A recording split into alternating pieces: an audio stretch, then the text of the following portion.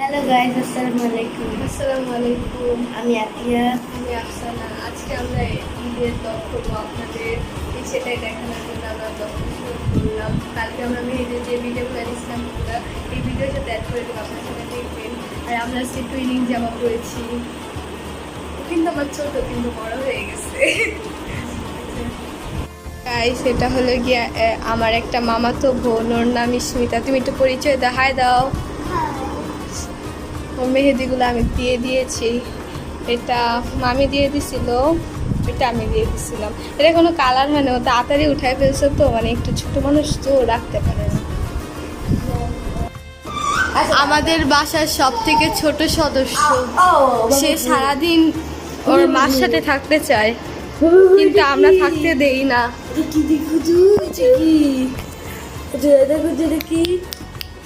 ওর দুইটা দাঁত উঠছে এই যে নিচে, আর উপরে যেটা ভ্যাম্পারের মতন ও কাঁদতেছে, ওর মা নেই জন্য।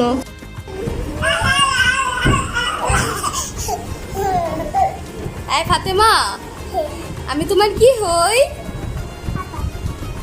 নাচো। তুমি কি সুন্দর জামা পরেছো? তুমি কি সুন্দর জামা পরেছো? ঈদের আগের দিন রাত্রে আমরা চাঁদ রাত বলি, কিন্তু যদিও কুরবানি ঈদের চাঁদ অনেক দিন আগে উঠে থাকে, তাও আমরা ওই দিন এই চাঁদ রাত বলে থাকি। চাঁদ রাতে আমরা সেখানে মেহেদি দিলাম, আমি দিয়ে দিলাম। সেই মেহেদির ব্লগটা আমি আর মেহেদি চাঁদ রাতে যে ব্লগ করে সেটা আমি আর করতে পারি নাই। অনেক অল্প কিছু ছোটো ছোটো ক্লিপ নিয়েছিলাম মেহেদির ডিজাইনের, ভিডিও করছিলাম আর গল্প। এখন আমি স্মিতাকে মেহেদি দিয়ে দিচ্ছি। ও আমাকে বলছিল আপু অনেক নিখুঁত, অনেক সুন্দর করে মনের মাধুরী মিশে আমাকে মেহেদি দিয়ে দাও। পরে আমি বললাম কি ঠিক আছে, আসো মনের মাধুরী মিশিয়ে দিয়ে আসলে মনের মাধুরী মিশিয়ে মনে বেশি সুন্দর করে দিয়ে দিই।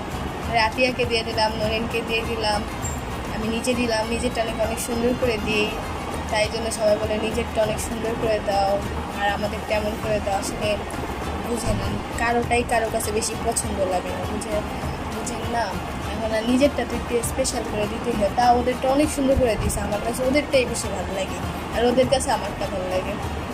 তারপরে এই মেহেদি রাতে আমরা চাঁদ রাতে আমরা সবাই মেহেদি দিলাম রাত 3টা-4টা পর্যন্ত।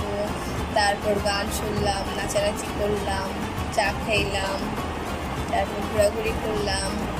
তারপর নরিন আর ইব্রাহিম মিলে একটু বোমও ফাটাইছিল। নানু বাসার ছাদে লাইট নেই, তো তাই ভিডিও ক্লিপগুলো বেশি ভালো নেই, তাই ওগুলো আর অ্যাড করে নেই। এই আমাদের চাঁদ রাত। আমরা শেষে সবাই ডিজাইন করা হাত নিয়ে একটা ভিডিও করেছি। আমাদের ডিজাইনগুলো কেমন হয়েছে সবাই কমেন্ট করে জানাবেন।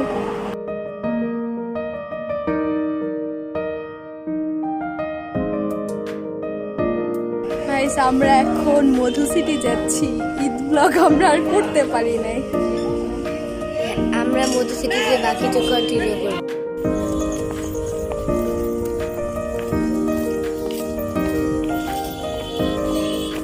ফাতেমা আমরা ঘুরতে যাই।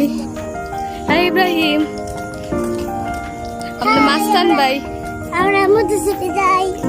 আমরা যাই ঘুরতে। যাও, আসো আসো। গাইস, আমরা সবাই ছবি তুলতে অনেক ঘুরছি, আর আমার কাজগুলো আরো বেশি মাথার উপর কাজ। ওই যে এখানে দেখেন আমরা পার্কে এসেছি। আমরা না ছোটদের জন্য আসলে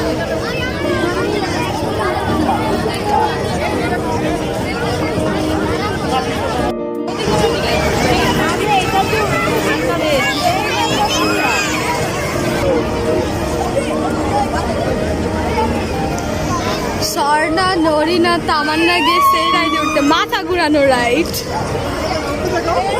আমি নাম দিচ্ছি। ওই যে ওরা 3জন, ওই যে 3 মাথা ঘুরুনি, ওই যে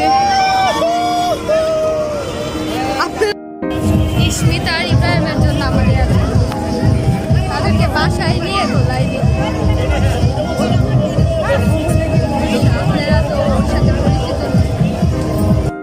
এখনো ওদের রাইডে ওঠা শেষ হয়নি, আমরা গান গাচ্ছি তাই।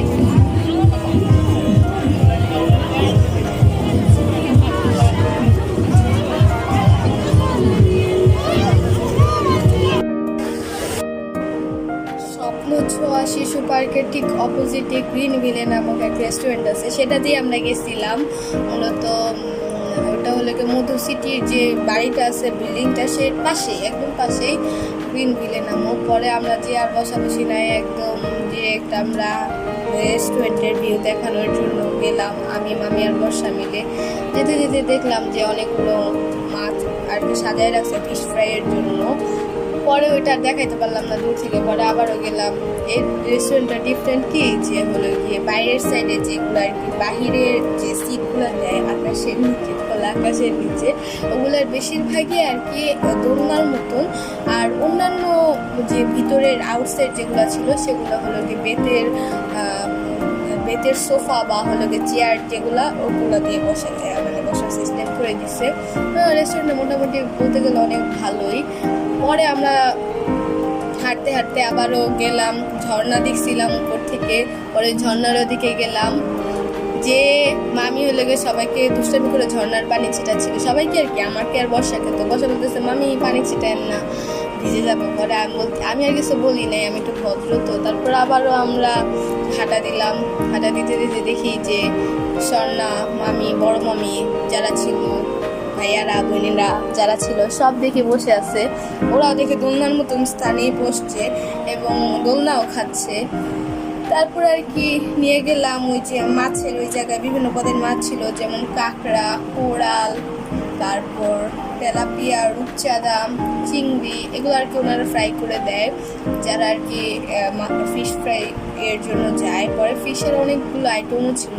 আসলে আমরা খাবারের ভিডিওগুলো তেমনভাবে করতে পারি না এবং কোনো ক্লিপই নিতে পারি না, এই জন্য আমরা খাবারের ভিডিও ব্লগে অ্যাড করতে পারি না। কিন্তু খাবার মোটামুটি বলতে গেলে অনেক ভালোই, এবং রেস্টুরেন্টটা মোটামুটি অনেক ক্রাউড ছিল, যে একটু মধু সিটির আশেপাশে একটু গ্রাম টাইপের তো, কিন্তু ওই অনুযায়ী রেস্টুরেন্ট অনেক ভালোই, মোটামুটি রিচ টাইপেরই বলা যায় না। গাইস, আমাদের ব্লগটি এখানেই শেষ। সবাই আমাদের চ্যানেলকে subscribe, like, comment and share করে দিবেন।